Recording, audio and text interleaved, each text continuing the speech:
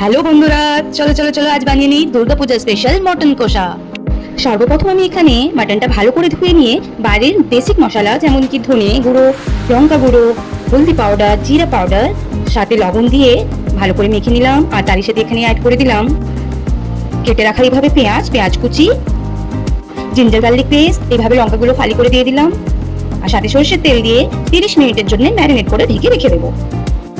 তারই সাথে আমরা সরষের তেলে এইভাবে কেটে রাখা আলুগুলোকে ভেজে নেব।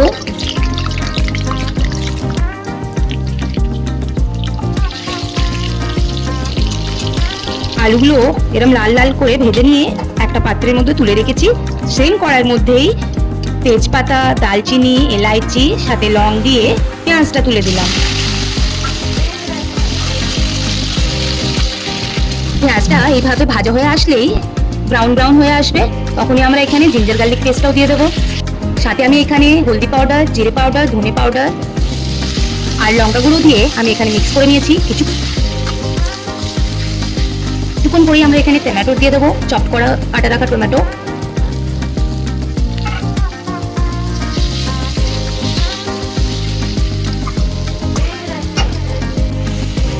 মশলাটা আমরা ভালো করে কষিয়ে নেব।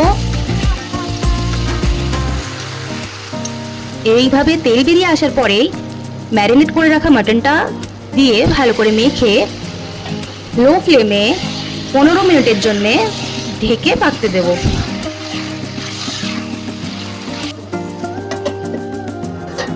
মাঝে একবার চেক করে নিই মাটনটা কেমন হলো।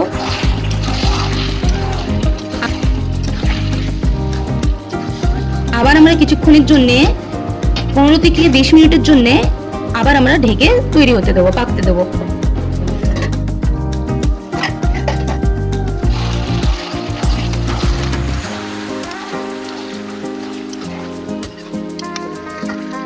এবার আমরা এখানে ভেজে রাখা আলুগুলো দিয়ে দিলাম।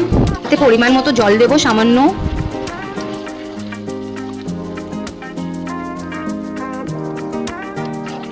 এটা বয়েল হওয়ার জন্য সামান্য একটু এখানে জল দিয়ে ঢেকে লো ফ্লেমে 10 থেকে 15 মিনিটের জন্য তৈরি হতে দেবো।